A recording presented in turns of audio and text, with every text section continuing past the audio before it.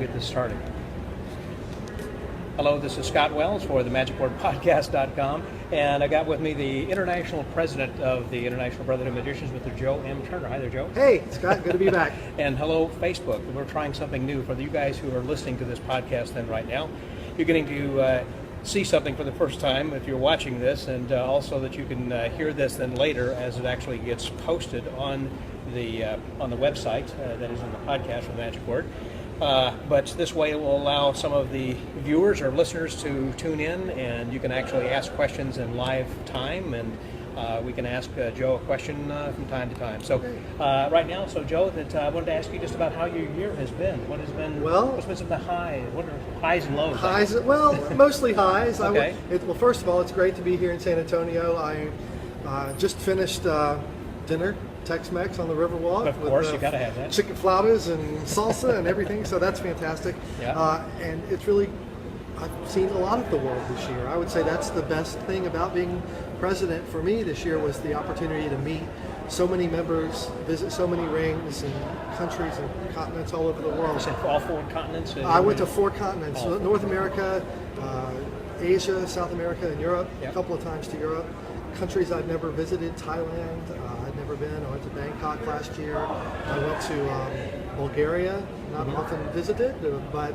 Have magic clubs in Bulgaria? Magic convention. I did a magic convention and a network television special in Sofia. So it was a wonderful, enriching experience that I will treasure and not want to repeat. Not one you'd want to repeat. It's great to do once. Yeah. And now I'm excited for Oscar to have his chance to go explore repeat. the world and do his thing. On his own. That'll be great. Well, we do have one question that came in here. Eric Falconer was asking, what do you think What of do you Scott's think of Scott's beard? Scott's beard, it looks a little more salt than pepper. Thank you, Eric, for asking on that. That's good. That's right. So as far as some of the other places that you visit, I mean, I know you don't want to say that one was necessarily better than another, but I guess that what really sticks out? What happened this year that's like, wow, I want to go back there? I was treated magnificently in local rings, at domestic conventions, at international conventions. I will say that the Quick Hands project in Bulgaria, which I was there in April, they are spectacularly energetic about magic and trying to lift up the level of magic performance in the nation of Bulgaria. Yeah. And so I'm really excited for them.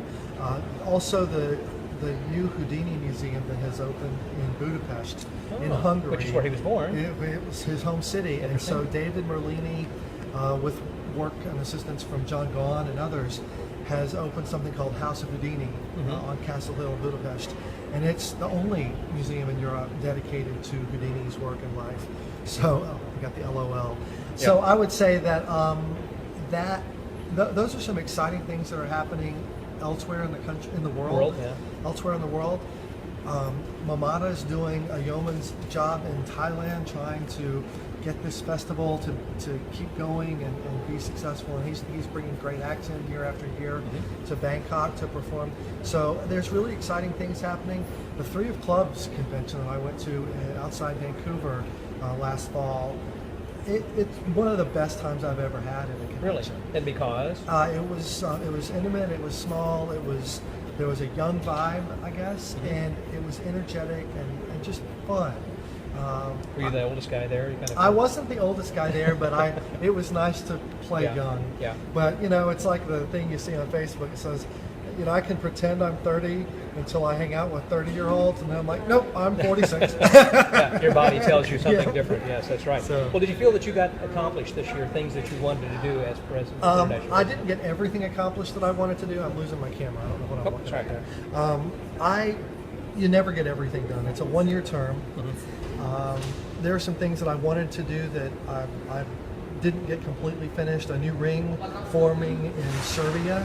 I've been working with some people there to get that done, and just some of the details didn't get done in time for that timeline to finish before this convention, so that would have been great. But a lot of things that I do think we did well. I think we've taken some steps to, without going into the boring Yeah. administrative details. Sure. There are some things about the way we do conventions and contracts and Change handle- a few things. There's some things that need to be changed and some things that we have to address as an organization and as an industry as a whole that are probably going to be a little bumpy for a lot of us, for all of us in the United States over the next few years. But we'll get through it. It's about being open and honest and good communication with other organizations. David Bowers, the president of the SAM, and I think you work closely with him? we worked well together this year. I was just asking Oscar about that, since he's going to be coming up as the president, going to be going in with Jeff as the SAM president. I know that Sean had worked closely with Vice McDonald in the past, and they had a good relationship, and so I thought perhaps that you had worked well as well. I think that's going to be a touch point for all the administrations of both organizations going forward. Yeah. Is to try to sustain a more open relationship, good lines of communication.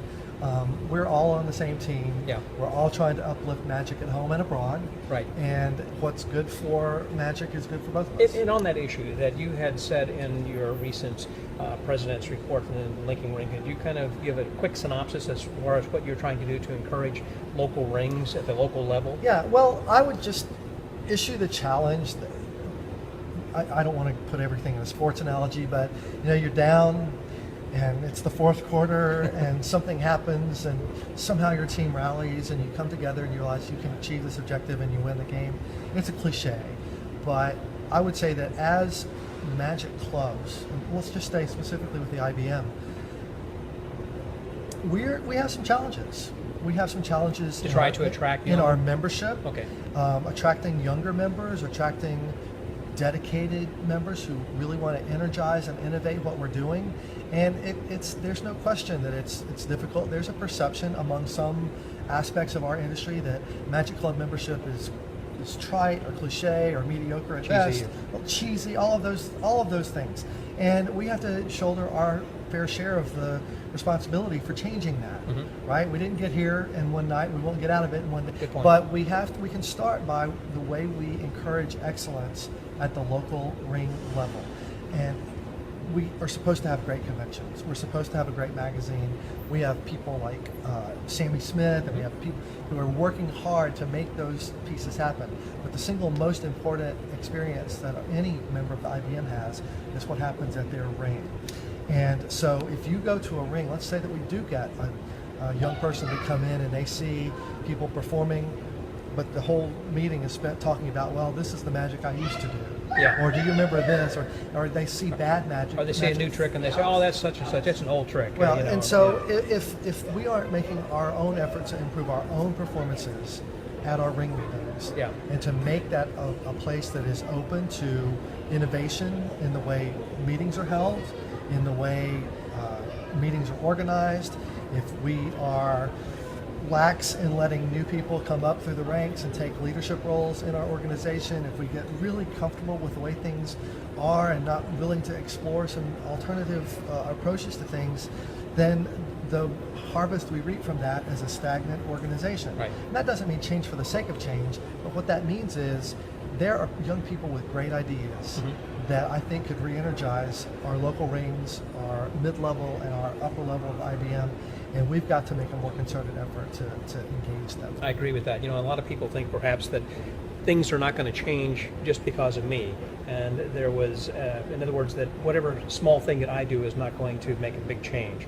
And I go back to something that a Zen master had said, that if you think that one person doesn't make a change, or that one thing doesn't make a change, then try to sleep with a mosquito. That's a good point. It's easy to pay lip service to this idea on a podcast. I would say it's very easy for me to stand here and say, well, we should do this, we should do that.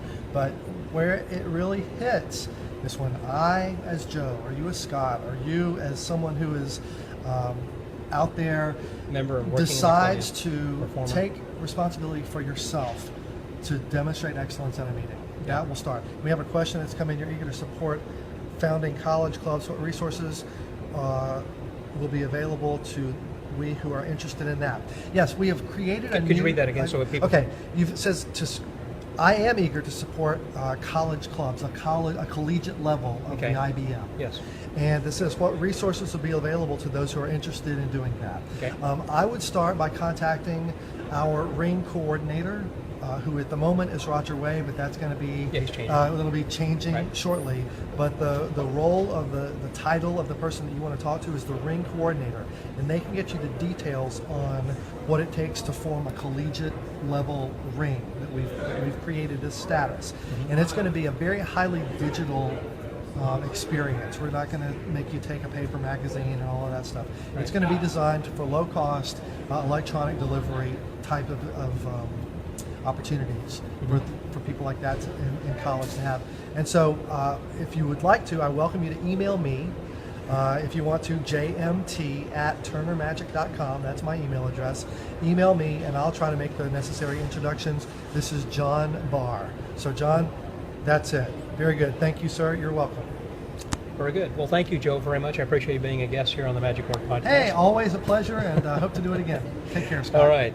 And so for the Magic Word Podcast, and thank you guys, by the way, on Facebook for the questions over there and for tuning in. We're going to be doing a few more of these, too. So be sure and tune in. Until next time, this is Scotty out.